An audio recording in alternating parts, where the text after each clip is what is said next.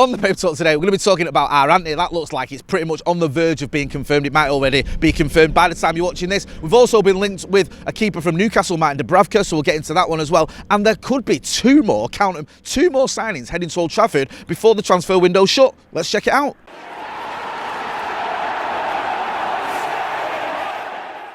Jay here, Stretford, Paddock. This is the paper talk. As you can see, I'm outside Old Trafford and it's pretty mild. It's, you know, the weather's not too bad. I know I've got my parker on the floor just in case you're wondering. We'll get straight into it. Loads of transfer rumours, stories, reports doing the rounds at the minute. The big one, of course, is Antony. Antony coming from Ajax. That deal, we got a here we go last night. You'll have seen it from Romano. You'll have seen Adam McCullough on the channel last night going live, chatting about that. We're expecting that to be confirmed probably today, maybe tomorrow, but that deal's happening. Manchester United signing Antony from Ajax for about, I think it's 84 million quid is the price that we're hearing. So yes, that's more than most of us expected to pay, more than a lot of people might have been willing to pay, but Erik ten Hag wanted him. Erik ten Hag's got him, and let's face facts, I know it's early doors, but the signings that Erik ten Hag's wanted, they've not done too badly so far, have they?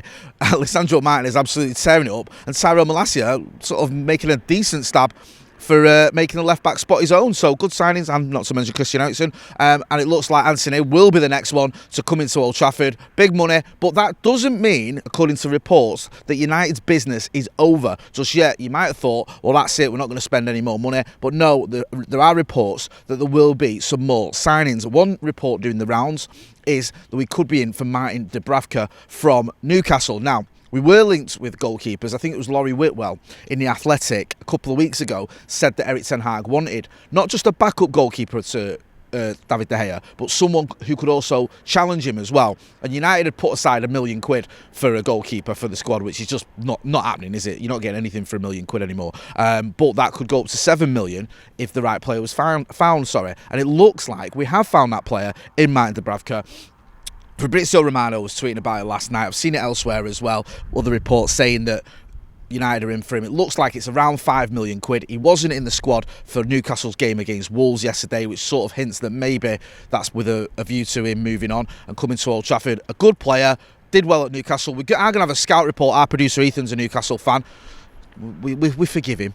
So we're going to get him to tell us a little bit more about Martin Dubravka later on if it looks like that move is going to happen. And at the minute, it does look like it will. And that could not be the end of it. There could be some more signings because Jason Burt, I think in the Telegraph, mentions, obviously, Antony's pretty much done, 84 million. Martin Dubravka could be on his way. And he also says we could be in for a right back and possibly even another forward before deadline day. We are going to be here on deadline day with a live. Don't forget, we've got the Leicester game, but we're going to be live as well after that, just to give you all the updates and let you know what is going down in terms of any more transfer signings. Now, there was a report in the Express that United could be in for Hakimi from PSG.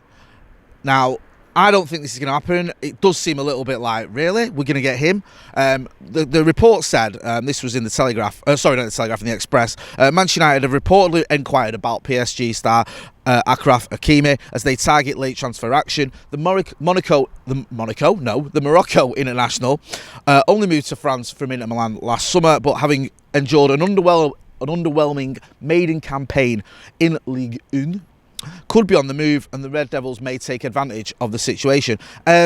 Yeah, I'd be surprised if that one happened, to be honest with you. I mean, you'd have him, wouldn't you, at Old Trafford? I think most people would.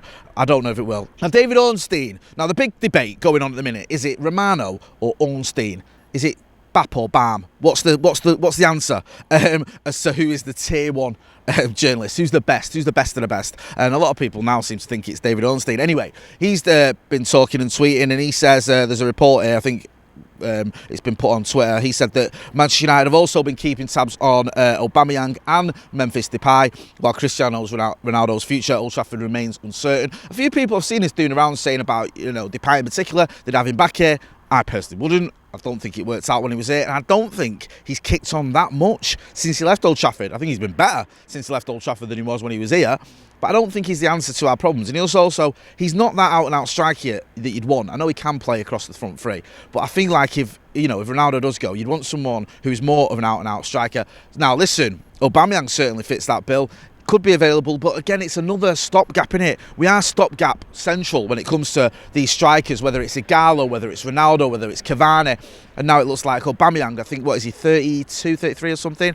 He's in the autumn of his career, shall we say. It does feel like it would be a short-term answer, and I don't know if that is going to offer a proper solution. Ornstein also says that Cody Gakpo has a host of suitors linked with there's been a host of suitors, linked with the PSV striker or attacker, but United's interest is believed to have cooled. And he also went on to say that United were believed to have done a late check on Anthony Gordon and seeing his availability before we went all out for Antony, because we're just obsessed with Antony. Whether it's Elanga, whether it's Martial, whether it's the Brazilian Antony, or whether it's Anthony Gordon, we just want Anthony's.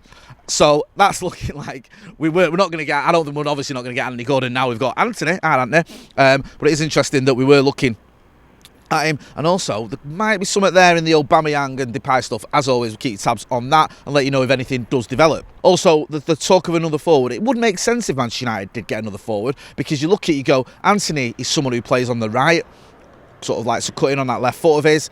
We've got 37-year-old Ronaldo, who looks like he still could leave. I'm going to get to more of that in a minute. So you've got that one as well. That's not a great situation. You've also got Anthony Martial, who's been injured again. He's only played, is it about 45 minutes or something this season? There was talk of him getting a new deal as well, which is slightly surprising considering he hasn't played a lot of football for Manchester United recently. I know he has done well when he has played, especially in pre-season under Erik ten Hag, but it does seem like United jumping the gun a little bit. But one player that we've been linked with over the last sort of couple of weeks is the kid from Napoli, Osimhen. Now, he's been linked with us coming to us as part of a sort of Cristiano Ronaldo deal, that apparently, because Napoli want Ronaldo, there could be a deal there that's made where he comes to Osimhen comes to United, and we pay about 100 million and they get Ronaldo and we pay some of his wages or something stupid on a loan move. It does seem unlikely. The problem with the kid is that he's going to cost a lot of money, because I think Napoli paid about 70-80 million for him. He was the most expensive African player of all time. Now, I think there's a report in the Mirror here that says Serie A giants Napoli are reportedly demanding 102 million for the services of Nigerian striker Victor Osimhen. The Red Devils have been linked with a move for the former Lille star this summer as they attempt to find a replacement for Ronaldo. So that does seem highly unlikely that United are going to go out and spend 84 million quid on Antony and then spend another 100 million or 102 million on Victor Osimhen. Now, I wouldn't mind that. Now, people go, overspending all that nonsense. Listen, I don't mind what we spend. Listen, it's either going to go in on players, or the Glazers are going to probably use it to buy more yachts and boats and, houses or whatever. So, buy players. We need to play catch-up with some of these teams that are miles ahead of us. And whilst it's all well and good going, we can promote from the youth and we can do all this stuff, which I'm not saying we shouldn't, you need to make signings. You're not going to catch City and Liverpool by not bringing in top-class players. So I wouldn't mind if United went and spent loads of money. It's our money anyway. I'm sick of seeing the owners bleed the club dry. We should be buying more players. But I don't know if we're going to go out and spend 190 million on two players this late in the day. Highly unlikely for me. As always, we'll keep you posted. We'll let you know if Dubravka happens, when Antony gets confirmed, if there are any other signings, if that is going to be Hakimi or anyone else, although I do doubt that one. Don't forget to make sure you are subscribing to the channel and hit that notification bell as well, so you will get notifications as and when we go live, which we always do when there is news. Right, I'm going to wrap it up there. It's getting a little bit windy, but it's all right. It's a nice little breeze. Thanks everyone for watching. This has been Jay outside Old Trafford for the Paper Talk. See you later.